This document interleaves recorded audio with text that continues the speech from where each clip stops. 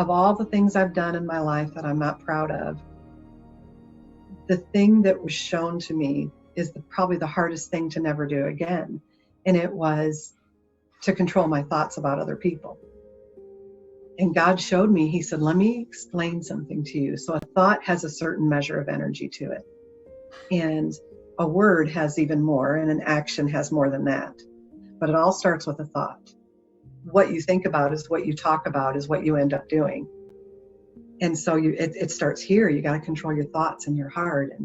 And so he showed me these negative thoughts that I had about people, and they were deserved. Let me tell you, these were some jerky people. So he showed me that when you have a negative thought about that person, that energy goes out there and it attaches itself to that person, and you contribute to the jerk that person is. Now you've attached more of that energy to them. This is why forgiving is so important. So when you forgive people, people say, oh, it's not for them, it's for you. It is for them, because if they don't receive some measure of forgiveness, that energy is still attached to them and it can't come away. The energy's got to go somewhere.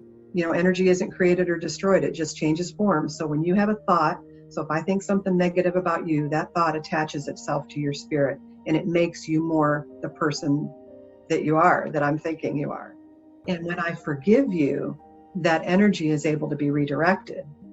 And so that little bit of negative that I put on you that made you more the negative person that you are now comes off because I've forgiven you. And so it's really important to that other person's journey for you to forgive them. And it's really important to you because not only does that negative energy go and attach to them, but it attaches to you. And energy attracts energy.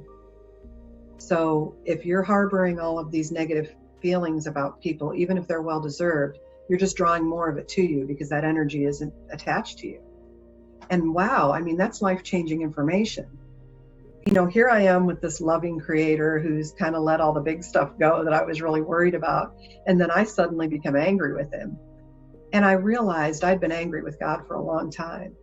And I told him, I said, you say you're this loving God and you want the best for your children. And I call bull crap. And you can just be so honest. I love that. I've seen what you've allowed my own children to go through. And I said, here their dad abandons them when they're just babies. And, him leaving me was hard enough and not deserved.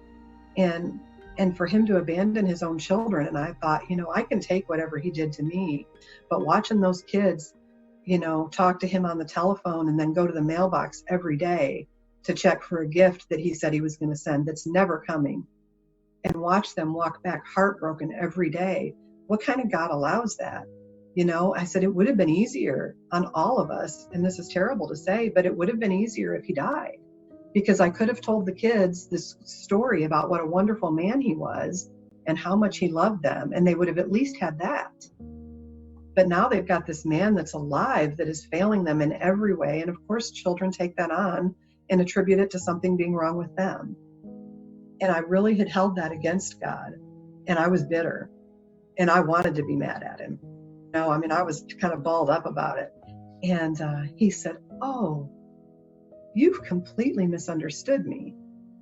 And he said, let me show you something. And we flash forward, and we're sitting in the bleachers. David, my oldest son, is sitting to my right. Now, when I had the experience, my grandson was 2. So David's sitting to my right, and Cole's older. He's like 5 or 6, my grandson is. And we're watching him play soccer. And he's running up and down this field, and the sun's on his hair. And that magic of just kids, there's just something about it. And he's running up and down the field, and I just seeing him in his strong body and his, his hair, and just magic. It's just magic. And David looks at me and he says, Mom, I'm never going to get through this. He says, Mom, I'm going to be the dad to him that I deserved. If it took his dad leaving for him to make that commitment, I get it. It's been worth it.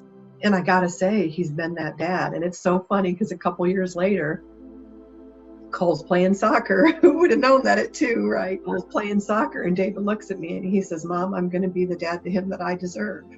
I mean, it just sucks the air out of you. I'm like, oh my gosh, that happened. And it was this confirmation from God, you were here. There's times you doubt that near-death experience because so many people doubt it. And he's like, no, you were here, and I'm making manifest the things that I promised you. And I was like, wow.